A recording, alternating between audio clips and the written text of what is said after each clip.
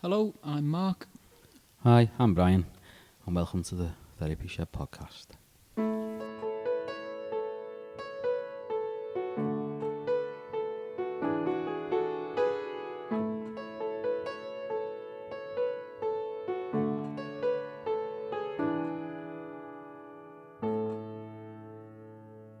Hello, Brian. Hello, Mark. Here we are again, back in the shed. Back another episode of the Therapy Shed. I'm very looking forward to this one. Very much looking forward to it. Episode 6. Episode 6.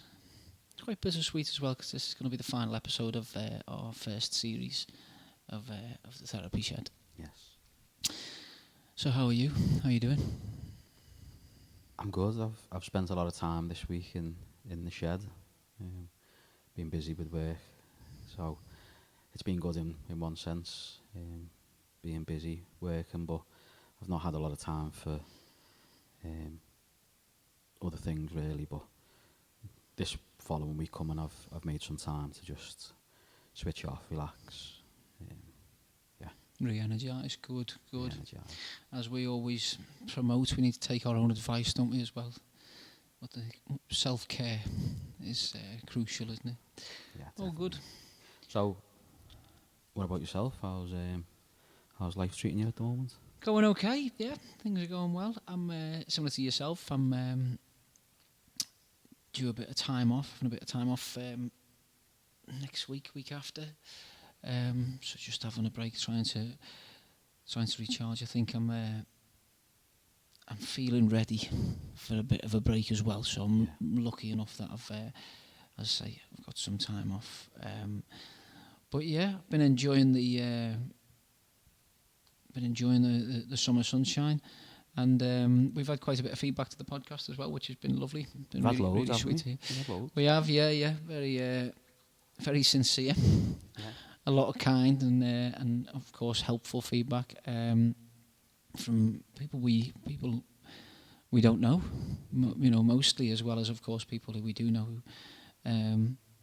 But yeah, that's been nice as well, and as I say, it's been really helpful for us. But for myself, certainly, just to kind of, particularly today, we're going to talk about the process of endings and reflections, and that's been a great example for me. If just hearing what people make of it and how they're interpreting it, what they're getting or maybe would like to get from it, I guess. That's been a big kind of reflective process for me as well, in a really lovely way, in a really enjoyable way. People saying that they find it a relaxing chat. That's been something that's come up, which is nice. That's been one I've enjoyed. I guess I wasn't expecting that. You don't know what to expect, do you? At the end of the day, it's once you're doing something, it's like, okay, well, people interpret and experience things in different ways. But yeah, apparently we are a relaxing conversation to listen to. Yeah, I can sort of see that, because I'm not sure if when we have them you're relaxing times or I'm boring you and you're falling asleep. Won't answer that question, Brian. You'll put it down. I'm saying relaxed. Relaxed, definitely, of course, Brian. It is definitely not boring. Yeah. No, I don't think so, and I do think, like you said, I've also seen and read the comments the same, and people are saying it's relaxing. So good, and that was the whole. Well, when I say the whole point of the podcast, it wasn't for it to be relaxing, but it was to be an easy listen on subjects that can be quite deep sometimes and can be quite difficult to talk about. And obviously what we're trying to do is normalise mental health, mental wellness, accessing therapy, accessing support. We want to make it as normal as it should be. So I think if people can listen to it and feel they can listen to it in a relaxed way, whether that be, out walking the dog or on the way to work or just whatever in the house, then I'm happy with that. Yeah. Jobs are good, and absolutely. And I think, as you rightly say, it's good to hear that, people are getting different things from it, and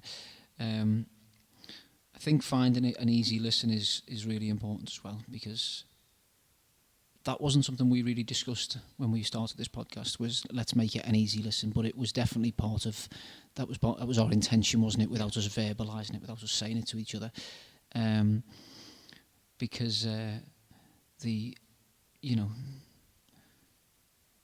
when we're discussing some of the issues around mental health and trying to maybe say normalise that, trying to encourage people to reflect and to talk more about mental health and personal well-being and personal understanding. If you're feeling intense from just with the from the off, shall we say, if you're feeling intense when you're first engaging with that, or you're first listening to somebody talking about that, you're probably gonna, it might be that intimidation might be a deterrent for going further into it. So it's really encouraging to hear that it's an easy to listen to podcast, because that's a big part of what we want, is for people to feel that, as I say, if you want to use the word normalise, but that it's reducing that stigma of mental health, I think, is something we definitely discussed, wasn't it? Yeah, I think it's that slogan, isn't it? It's okay to not be okay. I think, and by hopefully people listening to us, they've been able to relate to some of the things that we talk about, maybe reflect themselves on, maybe how they feel or how they process things. So yeah, I think, as I just said, I'm happy with the fact people feel that it's an easy listen, which is being the biggest, the most amount of comments we've had about it being an easy listen. Yeah, well, I think it's good to share as well that one of the reasons why we kind of were, I guess, motivated, why we wanted to do this podcast, was because you and I obviously are really, we work in this field. We're both therapists, and we're both, very passionate and very kind of enthusiastic about talking about mental health. We have countless conversations, both obviously in our day-to-day jobs, if you like, in our day-to-day roles, and also in our personal kind of friendship as well, as we do with... Apart from when we're talking about the football. Apart from when we're talking about the football. Yeah, they're not always as relaxing and as easy to listen to, I'm sure, as our conversations around mental health. But yeah, we really because we are obviously really enthusiastic and passionate about this game and this world, we have many, many conversations about all things mental health. And I think that was one of the, if I remember rightly, back when we first started discussing the idea of doing a podcast, that was one of the reasons why. It was like, well, what would it be like if we actually just started maybe putting a bit of, putting some of our, inviting more people, if you like, into the conversation. And so it's great, and thank you very much for the kind feedback. It's been, I found it really enjoyable. I have enjoyed doing it. I was nervous at times. You kind of don't know what to expect and don't know if it's going to come across the way you want it to, or the way it's intended. But for me, yeah, just to start off with reflecting on this, doing the podcast, I've loved it, and I'm really looking forward to future podcasts now, and having guests on and exploring different topics and in more depth. Definitely, I think one of the things that we wanted to try and do, wasn't it, was try and reflect a therapy session as much as we could within each podcast. So the way we sort of set up, the way we talk, the way we try and deliver the podcasts would be as close as we could do it to delivering a therapy session with somebody, or almost. And one of the big things in therapy, certainly for me anyway, is being able to reflect, myself reflect with the clients I'm working with, how the therapy's gone, but also giving the client the tools to be able to reflect themselves. So when they go away from the therapy, part of their habit to become being able to reflect on where they're up to, how things are going, how life is. So I think, when we spoke about having this as the last episodes of the series, you know, one of the first things I done was reflected on how it's been so far, and I listened back to all the episodes that we've done, and you know, again, reflecting back, the first episodes I could hear in my voice there was that element of nervousness, because it was a bit strange in my environment that I'm used to, all of a sudden changing with, you know, microphones, mic stands, a table, and mixing boards, and you know, the equipment. It felt very strange. Well, I mean, sorry, go on. Sorry, I was just going to say, I guess even though we're in the therapy shed, you know, as you say, where you do a lot of your work, bringing microphones and recording equipment and so on, we're using the environment for a different purpose, aren't we? And I think often, and I can certainly relate to that with lots of things in my life, even if, you know, maybe where somebody lives, the house is when they feel most comfortable, most able to relax. But if your house starts getting used for different functions and purposes, whether it's different family members or you know, something, maybe you've got something going on personally, or of course, as I say, within your family, that environment changes because your interpretation of that environment changes, and that affects our emotions, doesn't it? You know? And the big one over the last year is people having to work from home. Of course, with lockdown, COVID, and all that. With they're not used to, you know, if you've never been used to working from home, and all of a sudden, you know, one day you're going in the office type of thing, or your work environment, and you've been used to that for maybe years, and then all of a sudden you've got to adapt and change and work from home. It can be a big shock for people, and people have, you know, again, I think a lot of people at first were really enjoying it. This was what I was hearing people doing, like, you know, people getting up and sort of sitting there with the laptop on the knee, watching telly in the pyjamas and working, and it sounded great at first, but then what happens is, after a while, is that cut-off went, that, you know, when am I in work and when am I at home? Yeah, your boundaries change, don't they? And as we know, you know, from therapy and obviously working with clients, boundaries are just crucial for our mental health. You cannot underestimate how important your boundaries are, both in, of course, in relationships as an obvious example of boundaries, your different, you know, the different expectations people have on our relationships, whether it's friendships or family or, you know, of course, like intimate relationships. But environments are a great example of that. As you say, working from home, all of a sudden, well, this isn't the place where I'm relaxing all the time now, or I'm doing my own thing, or I'm living under my own rules, because work has now invaded that space, and it's a hugely challenging thing to try and process that, and to try and respond to try and build up a new relationship with, is that when those boundaries become breached, you know, and change. Because a lot of people that didn't realise, you know, that commute, even though it might be stressful trying to get home in traffic, or, you know, not getting a seat on the train, or whatever it might be, but that commute home from work was that switch between switching your work brain off almost to your, you know, your home brain type of thing. Definitely, and the mind transitions in those, on a subconscious level, usually the mind transitions, doesn't it, to a different configuration of ourselves when we're at home from when we're at work. And as you say, that commute, that travelling, however it may be for each of us, is hugely important. And I think maybe the pandemic has brought that more into, made us more aware of that. Do you know what I mean? Just the importance of the influence our surroundings have on our mental health, definitely. But yeah, I think, again, you know, going back to the reflecting back on the episode so far, I definitely think from that first episode I could hear that bit of nervousness in my voice, and then by the second one I was more relaxed, the third one, and now it's just become what I feel just sort of something normal. I'm used to it. I don't feel nervous at all. I feel there's always that little bit of anticipation about what we're going to speak about or how it's going to sound. But again, I think the feedback's helped with that people are listening to them, which again, that was the whole point.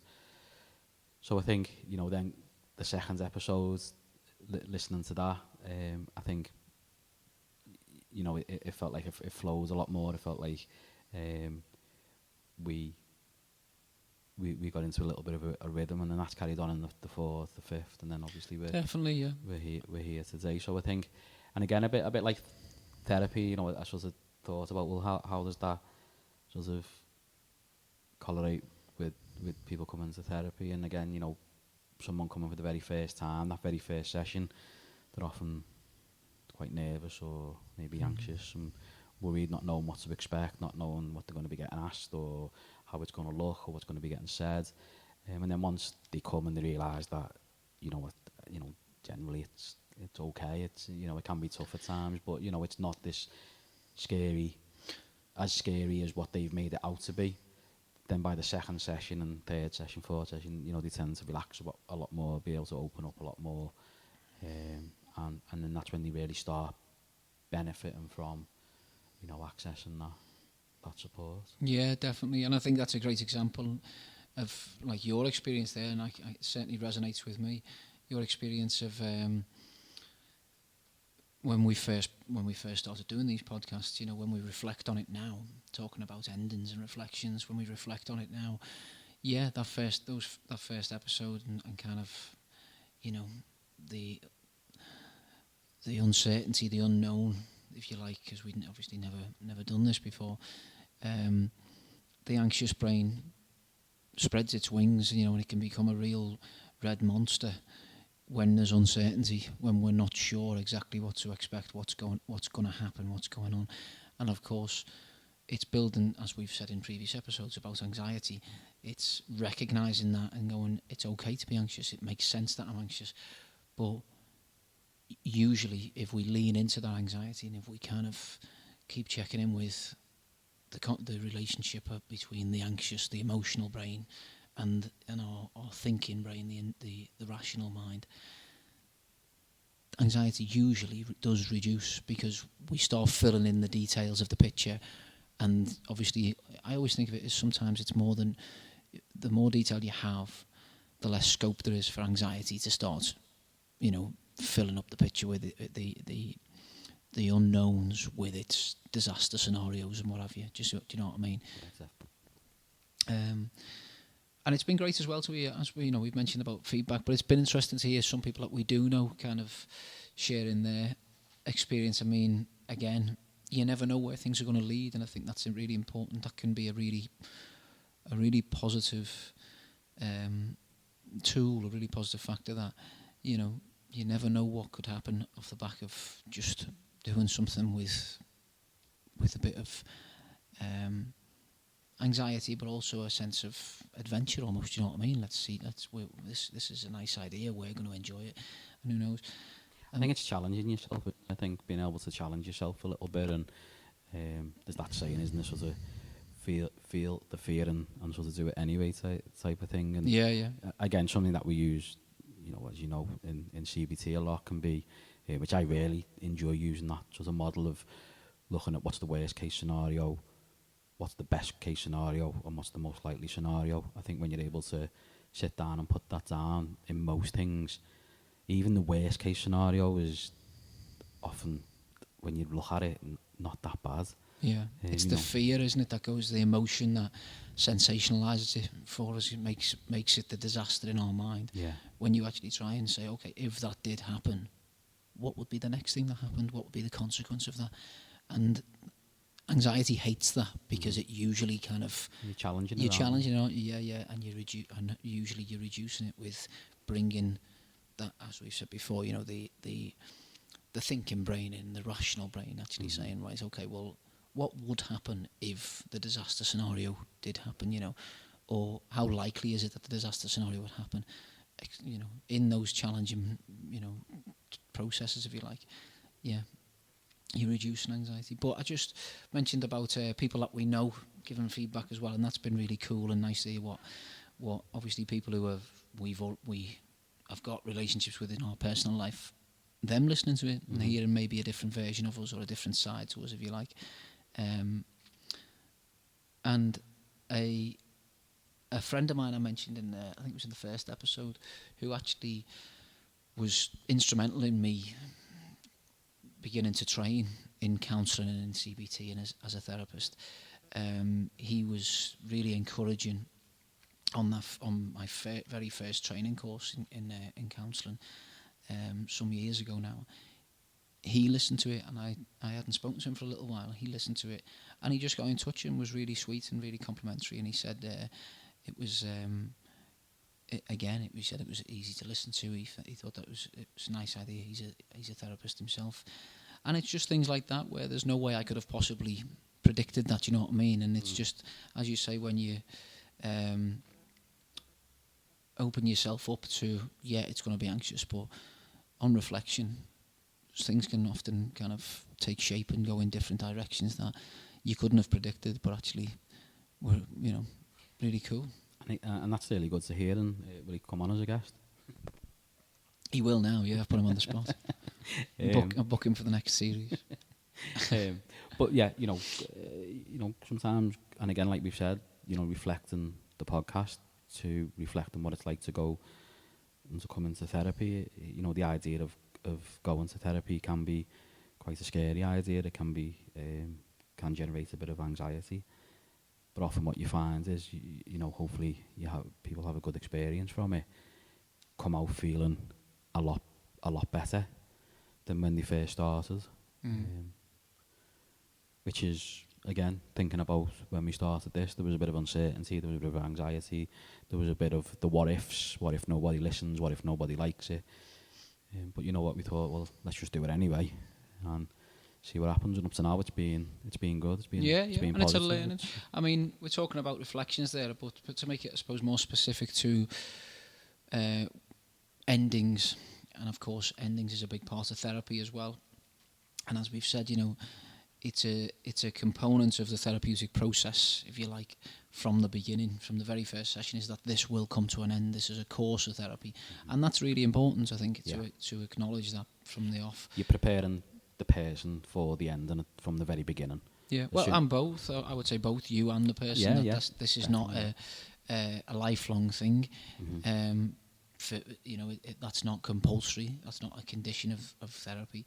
And I think that one of the key reasons why I think that's so important is because, almost everything comes to an end, and it's building, just like with anxiety, just like with anger, which we spoke about in previous episodes. It's building our relationship with, in this case, endings, rather than trying to fight with them or trying to deny them or trying to hate them. It's actually saying, well, things do come to an end, so how am I going to make that as constructive as it can be for myself? Yeah, because if you spend a lot of time resisting endings or fighting against them or trying to avoid them, what you're actually missing out on is the present, Definitely. is the here and now. And I think you neglect the present, don't you, when you fight with endings? Yeah. Although it's again, it comes back to your kind of parallel there with anxiety. When we fight with endings, when we try and deny them or put them off, procrastinate, whatever, when we have that sort of really strained relationship with the process of ending something, whatever it may be, whether it's a relationship or whether it's grief is a good example. Death is a good example, obviously, of endings. But of course, even something as you could maybe say far less trivial than death or grief is these podcasts. Coming to the end of the first series, when we fight with them and have strained relationships with them, we actually don't enjoy the moments. We neglect the present. Do you know what I mean? And I think if you and me were to constantly be worrying as we're talking through each episode and getting into whatever the conversations were, if we were constantly worrying about this is going to come to an end after an hour, and what are we going to do and how are we going to end it and what's that going to feel like, we'd have gotten nowhere fast. Do you know what I mean? Definitely, and I think you're right. I think there's a couple of reasons for it, isn't it? Why people potentially struggle with endings. I think the first one is the previous experience of endings. So if things have ended abruptly, if things have ended, in quite a traumatic way, then what that tells their brain is that everything that ends is going to feel and be like this. So then people start resisting the endings. or start finding endings really difficult. So I think you mentioned there about sort of, you know, grief, which is the ultimate ending, isn't it, for most people? Which I think if somebody is, you know, passing away and they've got an illness, say, and the people around them are able to sort of almost prepare themselves and, you know, get that closure, then when that person passes away, it's still you know, really, really sad, and you know, there's lots of emotion there, and you still feel that sense of loss, but that closure allows you to maybe understand the ending a little bit better, or be a bit okay with the fact that that's ended. Where if somebody maybe passes away in, say, quite a sudden way, where the other person hasn't had time to get that closure or prepare themselves, then that ending feels very abrupt, it feels very quick, and that can be very very difficult then to then start accepting endings. Definitely, yeah, absolutely. I think that's a great example, and something I would say around grief as well, and loss. A couple of things come to mind there. The first one is often with grief and loss, and you know, more broadly speaking, endings in general, are that usually we want to talk about the loss. We want to talk about the person, if it's a person that we've lost, if it's grief, and as I say, to bring it more on a slightly more trivial level, to like a series of podcasts, for example, we might want to talk about it, Yeah. as opposed to, you know, internalising it and denying it in any way. Talking about, to bring it back to grief, talking about the person in a safe and confidential and constructive way, that can be huge for your emotional brain, just to start trying to make peace with it, trying to learn to live with, you know, the passing, the loss. Also, the other thing that comes to my mind when you were talking then was, often when something ends, and particularly if it ends abruptly, it can be the final image that we have, or the final intense experience that we have of, if it's a person or a situation, or something we had in our lives. That final image or that final intense experience can often be the one thing that we're kind of focused on and fixated on. And again, almost a bit like reading a book that we loved, or that we feel like we got a lot from, or we were completely kind of committed to, engaged in. We wouldn't just define that book by the final page. In fact, the final page probably wouldn't make sense unless we actually allowed ourselves to reflect on the story of the book and the different things that we got from it, or enjoyed or didn't enjoy, and so on. And I think in some ways, I suppose where I'm going with this is, grief and loss can be a little bit like that as well, where actually allowing ourselves to acknowledge the different past experiences, different stages of our relationship with a person or a place, that can help with the grieving process, you know, the ending process. Yeah, definitely. And I think especially with with grief, it is about being able to go through that natural process, which, you know, we all do, but then also being able to, which we've just been speaking about a little bit earlier, about reflecting on that person's life, what that person meant to you, and you know, all of those feelings. But yeah, I think and it's of course, sorry to interrupt, okay. Brian, I was just going to say, and you know, I think it's important to, I suppose, state the obvious. Of course, it's terrifying. It can be really scary, that process, because there's a lot of emotions that we're probably experiencing, particularly if it's a person, you know, if it is grief for someone who's close to us. But I think if you've had healthy experiences of endings, it makes it just that little bit easier. That's just one less thing that becomes just a little bit easier to understand, or you know, accept, or almost, because like you said then, you know, everything has an ending, everything. You know, if you had the perfect job that you absolutely love and you stay in it for your whole career, it still ends when you retire. You know, if you're in the perfect relationship and you've been together for 60, 70 years or whatever, that will eventually come to an end when one of those people, you know, die in that relationship. So everything has an ending, but it's about trying to make endings as, when I say positive as possible. You know, certain ones, it's very difficult to do because sometimes you don't have control over when something ends or not. But if you think about, you know, if you're in a job, when you leave, often, you know, you get like a card everyone signs, and you might get a little gift, or you might go out for a few drinks or a meal afterwards to sort of, you know, celebrate the ending and also celebrate the new beginning. And, you know, so often what you find is if that's the person's first experience of anything ending, that's quite a positive experience to an ending. So they will look at endings as potential positives. You know, an ending is a new beginning.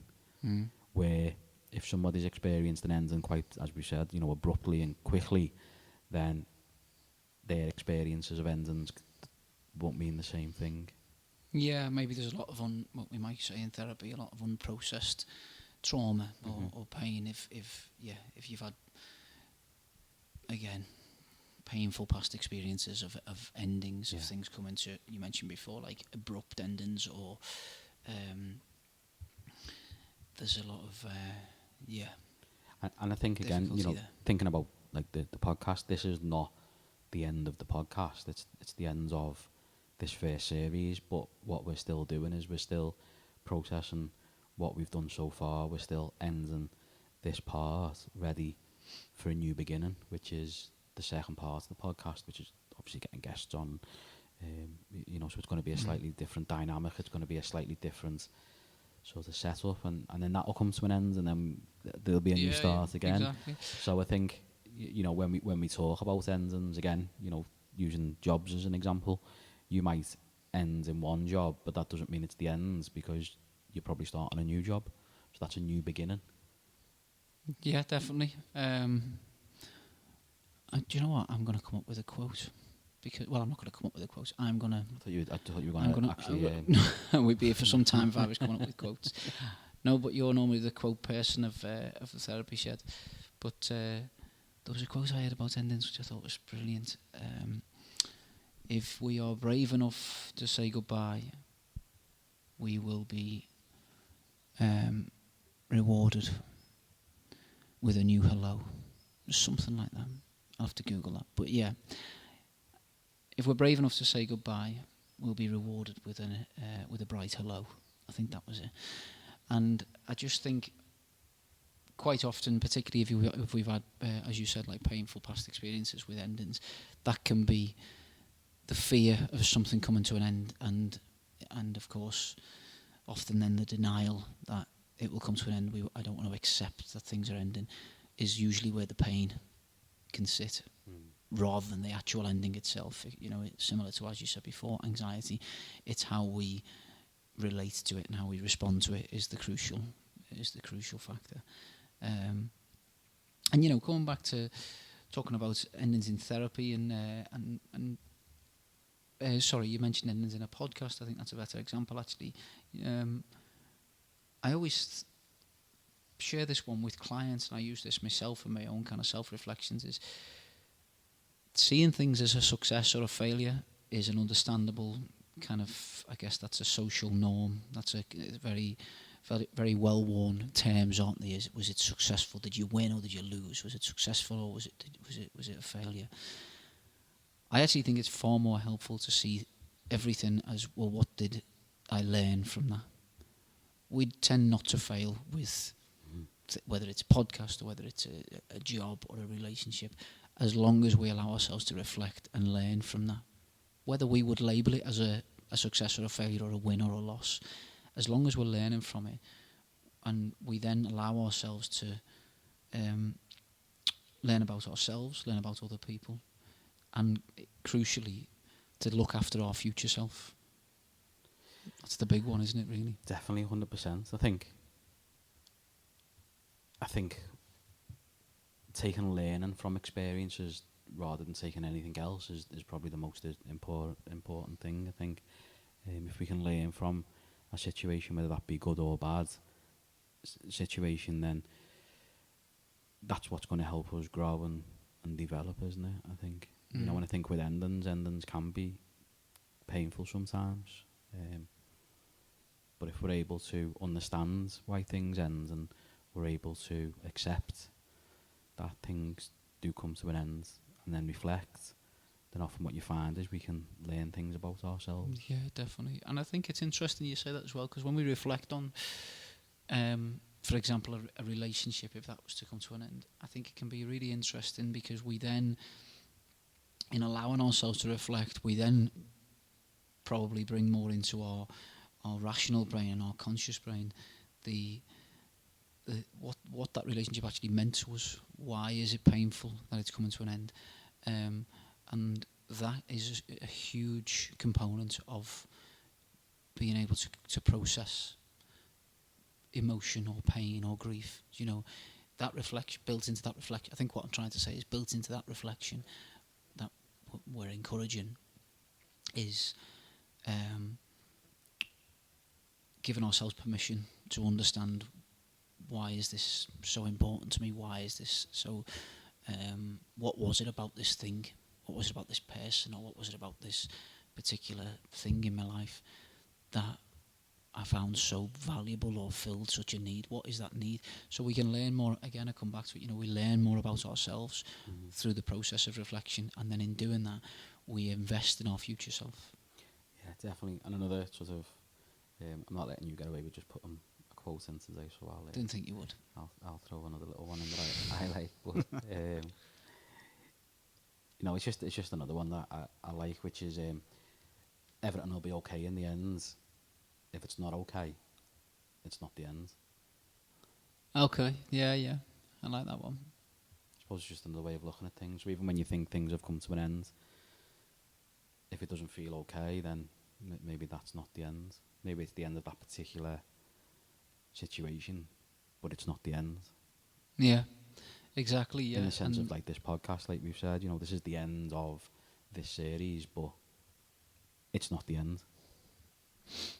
No, and as you say, that exact same concept of just, you know, doing that reflection can apply to pretty much anything that we need closure from. You know, whether that's a job, which you mentioned before, whether that's moving house as a sense of closure to it, of course. You know, family, partners, relationships, grief, but even our everyday things, whether it's something that we were doing that we no longer, whether it's a sport or a hobby, you know, whatever it may be, that things change, we do evolve and change, and allowing ourselves to do that, or a big part, I should say, of allowing ourselves to do that is building our relationships up with endings, with things coming to an end. Yeah, I don't know why this has just come to my mind. It must have been something you've said just triggered something in my mind. But we talk about, you mentioned there about like what you'd class as maybe more trivia. But have you ever been eating like a bar of chocolate and you come to that last bite and you know it's the last bite, it's the worst, and it's the end of that chocolate bar? That feeling you get is like quite bad, isn't it? It is. I know that's just because I love chocolate, like, I don't know, but like, and it's the end, isn't it? I think you've just possibly hit on the most powerful ending of all, because that is, particularly when there's pieces, Yeah. you know, like a Cadbury's caramel, or a Cadbury's caramel or something like that, where they've divided it up into like 5-6 pieces, so that's how you're going to eat it. Even if you're someone who nibbles around the side, and then you still eat each piece individually, don't you? But and then that final piece is like, I don't believe this. It generates this some is emotion, coming to doesn't it? you know, this is not sitting comfortably with me. Yeah. But what I find is what you do is if you're aware that that's the last piece, you might spend a little more time looking at it before you eat it, and then when you do eat it, you think about the flavours and you think about how it tastes and how it makes you feel even. And then after, you know, that you've sort of swallowed it, then, you know, the satisfaction that you've got from eating that chocolate, and then you're sort of okay with it. Where on the opposite, you're maybe watching the telly, for example, and you're just eating, and then you pick the last one up and you eat it, and then you go to pick another piece up and it's gone, and you're sort of like, oh, where's that gone? Do you feel like an emptiness, don't you? Yeah. And that's the packet, it's empty. Yeah. But no, I think that's a great... I don't even know where that came from. It just came example. into my head when you were talking. Because there is there's a feeling of emptiness, isn't there, when you, as you Yeah. say, if you're not allowing your, your rational brain, your conscious mind to acknowledge you, even something as everyday as that can feel a little bit of a loss, and it comes An back to ending. that thing as well. If we neglect the present, and if we Mhm. neglect the present, the ending Yeah. will probably be more painful. Definitely, and that's why I'm a big advocate for, sort of mindfulness type. I thought you were going to say multiple Practices packs of Cadbury's caramel. Then. And them too. I'm going to have some chocolate after Yeah. this now. But, living in the present, being, the here and now, and just absorbing everything that's happening right now. Yeah, definitely. Mindfulness, I think, is something that we'll definitely explore in future episodes as well. And I mean, we're both huge advocates of mindfulness techniques, and I'm sure a lot of the listeners have heard of mindfulness, and there's a lot of books. But And if they haven't, they will have if they keep listening to this podcast. And certainly. there's potential guests that we're going to get on who can talk to us a bit more about mindfulness and enlighten us a little bit more about things that maybe we don't know. Yeah, definitely. Some people who well. work a bit more specifically in a mindfulness way, therapists, specialists who work more specifically in with mindfulness techniques. We'll definitely have a guest on, or at least one guest on for to have a good conversation around that. Yeah. But yeah, as you say, encouraging our awareness and being present in the moment in whatever we're doing can be a very powerful mental health kind of. What's the word I'm looking for? It's not a mental health. It's a modality, isn't it? But I mean, just in an everyday sense, it can be very, very constructive, very positive, very healthy for our mind. I think healthy is probably a good word to use. But that also doesn't mean that we can't plan for the future as well. Yeah. And again, a big part of therapy, especially CBT, is planning on with a client of what's next. We often use the term like signposting, so we might suggest to a client to go and try, go somewhere that's going to offer maybe a long-term support or, help solution to whatever it is that, they're sort of working on. So like signposting can be quite a good tool that's used within not just CBT, but it's quite prevalent in CBT. Yeah, definitely. Yeah. I mean, and I think, planning for the future again, with the clients, or what's next, what have you got goals, or what's the next step that you feel you need to take. So I think, again, bringing it back to the podcast, it's about, we're at the stage now where we've started planning the next series, which we've spoke about getting guests on. We've got a few guests already lined up, haven't we? And I'm really looking forward to. Oh to yeah, that. me too. Yeah, me too. What's some of the guests that we've got lined up? What are we going to be talking about? We've got guests booked in to have a conversation around EMDR. A guest who works specialises in EMDR and trauma work, and the brain spotting technique as well. Which the EMDR and brain spotting are totally different techniques that you can be used when working with trauma. Yeah. But there's some similarities, Overlaps, and overlap. So I think that'll be I'm really looking forward to that, because one of the things I know we both do is we do work a lot with trauma ourselves. Yeah, certainly. Yeah. But getting somebody who has a special interest in trauma and EMDR will be a good podcast. I think. Yeah, definitely. I'm really looking forward to that. We've got a guest working with young people, mental health in children and young people, which I think will be a brilliant episode as well. Yeah. Just around what's the difference? That's a huge, obviously, social issue now. What's the different dynamics around between working with, an adult, say, and working with a 29-year-old and working with a 13-year-old? Is there a big difference, or is there a difference? Yeah, and also, what are the more common presentations? Are there more common presentations working with young people? What are the kind of the issues, whether Mhm. is it individual or is it more structural, or and of course, what would any suggestions, anything that we can share around techniques, local services, etc. So I'm really looking forward to that episode. Yeah, mental health with children and young people. We've got, I guess, booked in to talk about addictions as well, Yep. which is that's another one. Yeah, I'm really excited about. Talking about substance misuse and alcoholism and addictions, and obviously the impact that has, first of all, on the brain, Mhm. on the mind, and the relationship between the mind and the addictions, but also then how that manifests in people's lives, you know, and Yeah. and ways to obviously to try and work with alcoholism and substance misuse and so on, Mhm. and try and work with that more constructively. And what else have we got? I think we've got somebody coming on who specialises in OCD. Yes, Which OCD, would, yeah, which would be good, because we've touched on that in one of the previous episodes when we done it on anxiety. So I think that'll be a good one to spend a whole series. I was going to say session then, but a whole episode on OCD. I think we've got somebody coming in to talk about ADHD and autism, ADHD or autism spectrum, ASC, yeah. autism spectrum condition.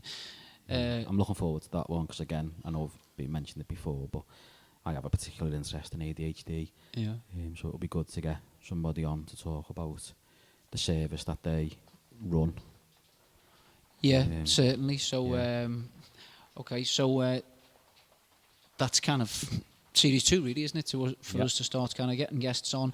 But what I would say as well is, first of all, thank you very much sincerely for listening to the podcast so far, for joining us on this little adventure. We really do hope it's been helpful. And as you may be able to hear, the rain is coming down viciously. That's not rain, that's hailstones. I think they're like house bricks coming down. That's our cue to stay in the shed for the night. I'm going to get my sleeping bag out. Yeah, it looks like we're here for the night. Yeah. But yeah, no, and I want to echo what you're saying there, Mark, which is thank you for all the people that have listened so far and the feedback that we've had. And if people want to keep giving us feedback, then great. If any questions, any suggestions, ideas, just give us a shout and let us know on social media. Yeah, get in touch on the on Instagram, Therapy Shed Podcast, or of course drop us an email, therapyshedpodcast@gmail.com. Let us know any suggestions, questions for guests of all of those different areas of mental health that we've just shared. Trauma, EMDR, brain spotting, OCD, addictions, ADHD and autism spectrum condition, and of course depression and suicide as well.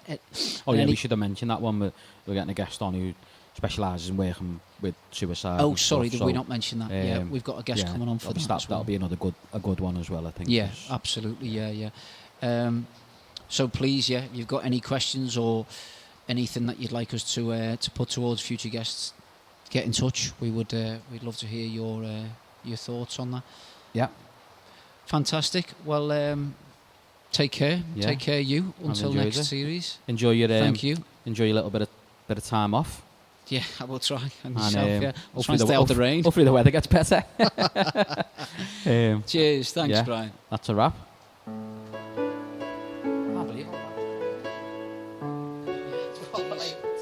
Lock the door. Get the kettle on.